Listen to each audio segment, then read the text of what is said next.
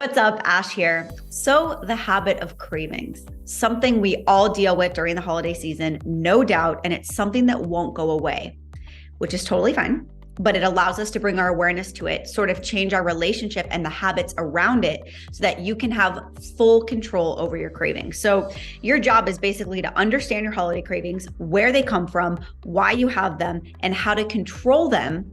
Because when you bring your awareness to your cravings from this lens, then you no longer feel victim or out of control around food.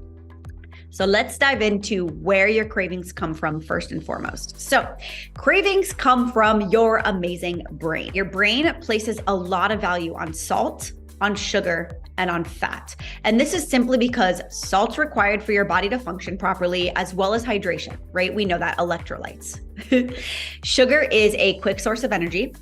And fat is high in calories, but it's also low in volume. So that allows you to easily store it so that you can use it at a later time. And this goes back to our ancestral days when we hunted for food and we climbed trees for fruit, AKA our sugar.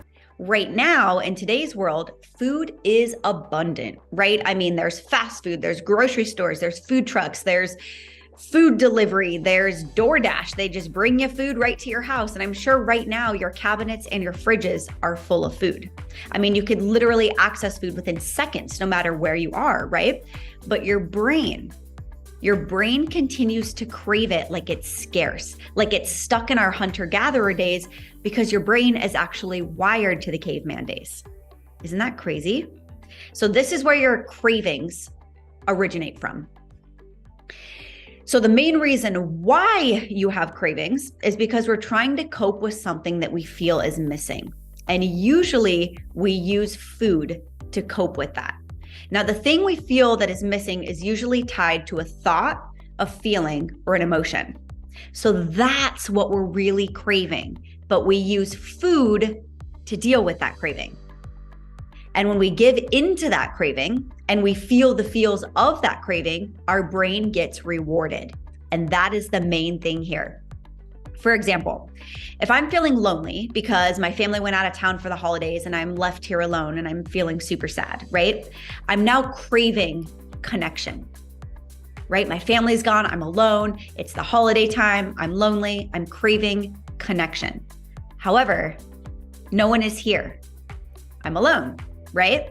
So I'm going to cope with that craving with the pie that's sitting on the counter in front of me, because this pie reminds me of last year's holiday when I was able to hang out with my family and feel the love of my family and feel the connection with my family. Okay? So now my brain is getting rewarded. Initially, my craving of connection was rewarded by being with my family last year during the holidays, right? Now my craving of connection is being rewarded with pie. And once your brain associates a reward with a craving, it remembers what you did by taking this like metaphorical screenshot of it, because it wants to save that and use it again at a later time. So even when your family comes back in town and you feel lonely or you feel like you need connection again, instead of gathering your family for a nice walk or a movie or, calling your spouse to come home to give you the connection that you need, you're going to go straight to the pie. Therefore, you associated the feeling of feeling lonely with pie.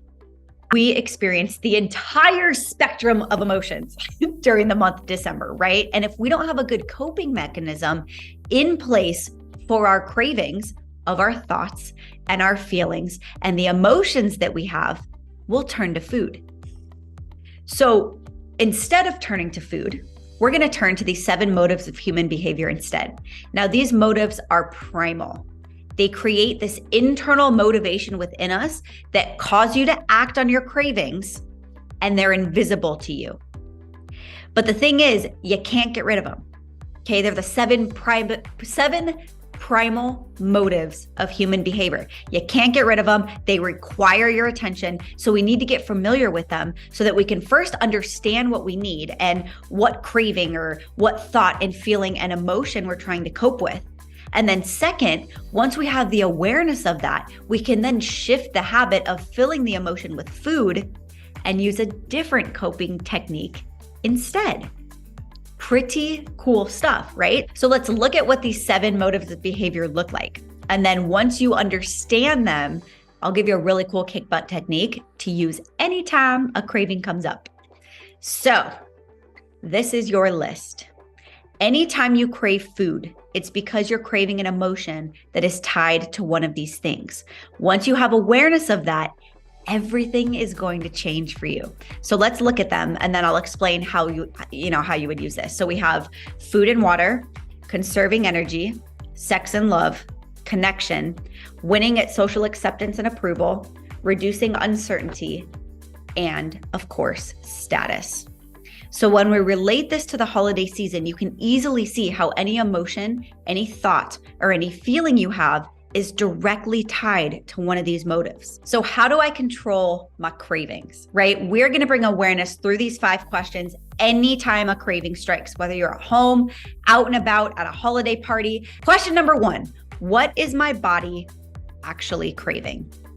So when your body is lacking a nutrient, its only way to communicate that to you is through a craving, right? So if we have the built-in habit of eating foods that may not be as nourishing for our body, like we have a diet that's rich in processed foods, right? Then your brain will associate that nutrient that's lacking in a food that might not be as nutrient rich. So for example, if your body is lacking in magnesium, which most of us are, and it needs magnesium, your body can't be like, yo, Ash, I need some magnesium, please. Send me some magnesium. So instead, it alerts you with a craving. Now, this craving will differ from person to person depending on the food that your body is used to. So there's magnesium in cooked spinach. There's also magnesium in chocolate. Now, if your body is used to getting that little bit of magnesium through chocolate, then it's going to crave chocolate because that's how it's going to get that missing nutrient, right? Likewise, if you eat a lot of whole foods, your craving might be for spinach because your body knows, oh, I'm getting a lot of magnesium from this cooked spinach.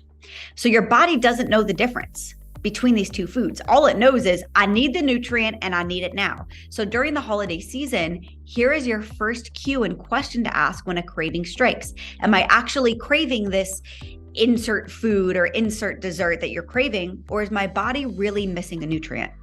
Now, the easiest way to figure this out is Google, right? I don't know every nutrient in every food, but the main ones, right? We know chocolate has magnesium, and we know that cooked spinach has magnesium. So if you're craving, I don't know, cheesecake, then calcium, right? You can look that up and see, okay, a main nutrient within this food that I'm craving is blank. Chances are I need this. So don't go crazy with this. Don't obsess with this. Don't be like, oh my goodness, there's a million. Just pick one of the main nutrients in the food that you're craving. And then you can always grab a more nourishing food that you enjoy with the higher amount of that nutrient that you're missing before eating what you're craving.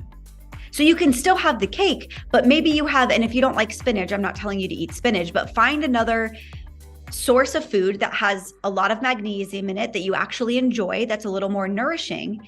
Eat a little bit of that, and then go for the cake. And then you're not going to eat as much. So then you can actually eat that and enjoy that versus eating it because you have such a craving that there's no way around it. You see the difference there?